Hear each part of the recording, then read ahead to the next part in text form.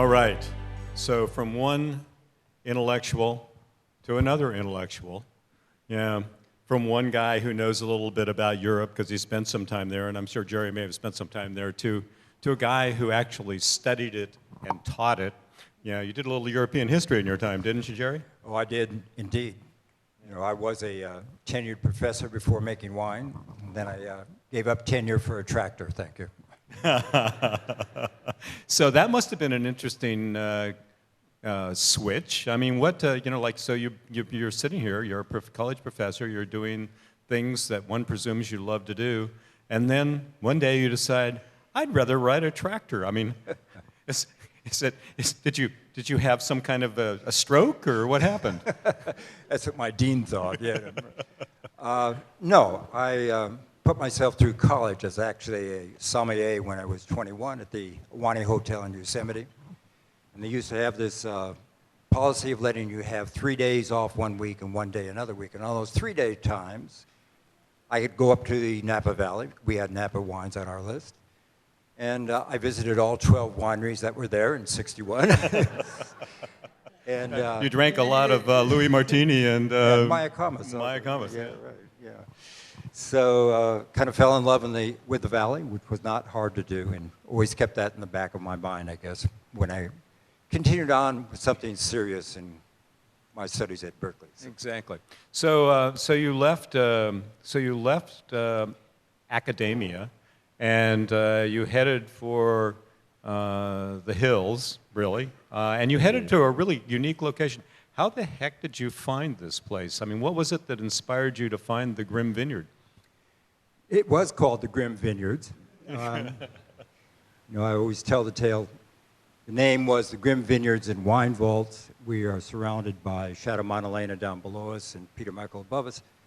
And I was going to sell the grapes to the Barretts, who owned Chateau Montelena. We could have called it Grimm and Barrett. So. Oh. Only one of those. Thank God they didn't call it Grimm and Barrett. No, but we had looked for a couple years for a site in order to relocate from our urban environment where I was teaching to a place where we could really be creative. And we finally found this place at the top of the Napa Valley, a beautiful site, literally on the northwest corner of the Napa Valley, with a hillside that begins about 600 feet, goes up to 1,200 feet, with caves dug by the Chinese back in the 1880s, with a big redwood grove outside the caves and 7 other groves on the hill. It's a lovely spot. I encourage you all to visit us. So. Yeah, and when you got there, it wasn't much. It had been a winery. It had been the Grimm Brothers Winery. They had a vineyard, and it had had a problem along the way. Well, the problem was there was a big fire called the Hanley Fire back in '64. We bought it in '76, and so that was 12 years it was abandoned. So literally we had to begin from the ground up. And it was my, if you want, my tabula rasa, my blank slate, which I could create my own fate without taking orders from anyone, which was important for me. Yeah, academia, yeah, like corporate life. So you get up there and you had this tabula rasa, and you decided to do Zinfandel, as opposed to Cabernet, as opposed to some of the other possibilities. So why Zinfandel?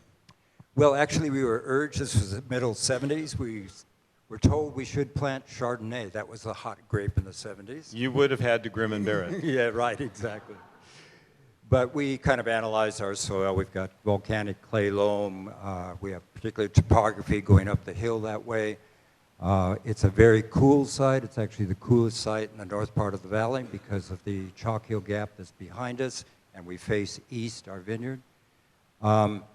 So we weighed all those factors, and then doing that, began to talk to people. And I, too, have that Chelychev connection, and Chelychev was one of those that said, there's just no better land for growing Zinfandel than the red clay loams above Calistoga. So I said, Andre, you probably know what you're talking about. After all those years in Napa, right. I would hope. Yeah. Right. And so you did the Zinfandel thing, but you'd never really made wine commercially. So Jerry and I share something in common. What is that, Jerry? Well, I Before we had our first commercial vintage, which was 1980, I wrote Joe Swan a little note saying, Joe, I will come and work for you, provided I work for you free also, provided we can work one-on-one. You don't need to pay me, but I need to examine what's going on here. I can't even imagine what his response was to that. Yes. Yes. You got a strong back. Come on in. Yeah. Joe relied a lot on volunteer labor. One-on-one was like de rigueur. I mean, that's what you did. Yeah. And Jerry and I kind of went away with different lessons from that. You know, Joe Swan, by 1979, I had left Joe Swan. I left him in 1976. So by 1979, he had kind of changed grape sources and was kind of looking at things a little bit differently. He had been enamored with sort of off-vintage European wines. He liked things that were leaner and not as heavy. And so he was already moving in that direction. He was indeed. But the one thing I think we share in common is the kind of care it takes to make good wine. And I think Joe conveyed that quite well. Yeah, well, he made wine like a pilot. I mean, like you made sure that the plane was going to fly. Man, absolutely. every detail was crossed. And the other thing about Joe is that he really respected the source, the fruit itself. And he tried to bring out what he felt was the best in the fruit, rather than manipulate it into any kind of set formula in order to sell a wine. So those two lessons, I think, carried over into both our winemaking, though we make wine in different ways. So you have a location.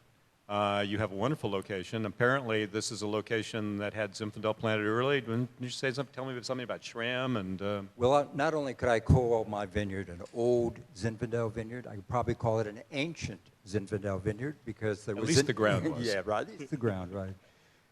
It was started in 1883, and the senior Grimm of those brothers Grimm actually worked for a gentleman named Jacob Schramm. He and Jacob Berenger were known as the three Jakes of the Napa Valley. And Jacob Schramm was responsible for bringing Zinfandel to the north part of the Napa Valley. And Jacob Grimm, having worked for him, decided he would bring Zinfandel up to Storybook Mountain when he bought it in 1883. So we have a kind of a long history with that grape. Yeah, long history with that grape. So you planted it. I'm going to basically ask you the same kind of question that I asked Jay. And when you planted it, how did you make the decisions about how you were going to plant it? What rootstock? What trellising system? You know, irrigated, non-irrigated? What went into that? You know, it was kind of very pragmatic. There wasn't a lot of differences in rootstock. We planted ours all on AXR because that was what recommended to us. There wasn't that attention to clones, though I know we have a lot from Lodi. We have the Handel clone, clone 1, clone 6 if you want. So we were just picking vines that we thought would work in our particular context. You know, since then we've kind of modified our procedures, but that's how we. It's called learning, isn't it? Yes, exactly. Experience. Right, exactly. Yeah. So you've had relatively young vines, and we spent a lot of time around here in ZAP in the last couple of years talking about old vines. I know you have some strong feelings about young and old vines. So do you want to share those with us? All right. Joel, you asked for it. I think old vines is not legally anything you can define. It is not factually or rationally correct, and it is morally irresponsible. Wow. But that's my feeling about it. But it's great for marketing. Nothing wrong with it for marketing. Yeah, I'm a very turpitudinous fellow. Yeah, right. No, you know, if you have an old vineyard, let's say amid the derricks in Bakersfield or something up on the lost coast of Mendocino that's growing at the same time, obviously you're going to get different grapes. If you have a lot of virus in your older vineyard, let's say, you're going to get a different kind of quality of wine. So it isn't just the age of the vineyard, it seems to me. It's really not, to me, a very valid concept that way. Not at all. And I think, you know, if you look at it, it's what you do with those older grapes that is really key. It doesn't mean you're not making great wine or can't make great wine from older vineyards. You can. And Joel is a good example of that. And some of my colleagues that are about to come up are good examples of that. You can. But it isn't an automatic because it's old, it's better. though I'd like to think that now that I'm getting close to 80. So The tune changes. Your morals are beginning to right. slip, are they? Right. So really, it comes down, as I think we all know, to what you do in the vineyard and how you manage it. I think the guys in Lodi have shown us that. I mean, we know that for a long time they had old vines, they put lots of grapes on them, and the grapes weren't all that great. They made bulk wine, and now they're changing their farming habits and the way they do viticulture, and the wines, what a surprise, are improving.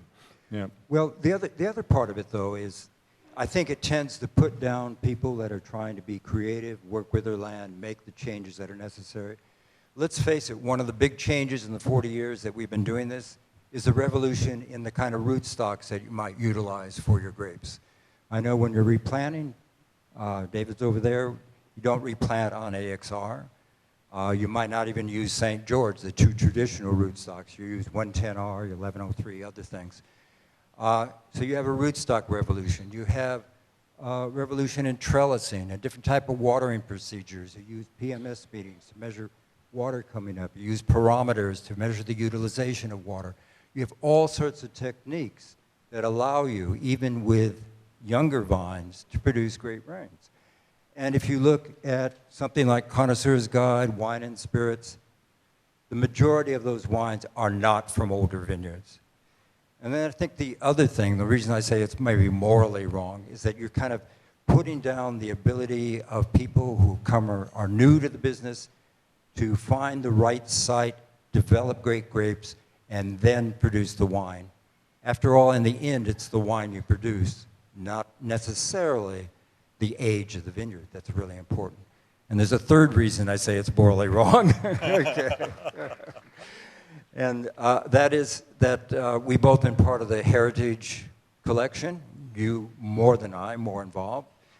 And what it does is it discourages the planting of new varieties. I've been out trying to source some of the Heritage clones from our nursery friends, and they're not doing it very much because people are not into trying that new, to using the experiments that we did with the Heritage Collection. And I think that's inhibiting for the future greatness of Zinfandel.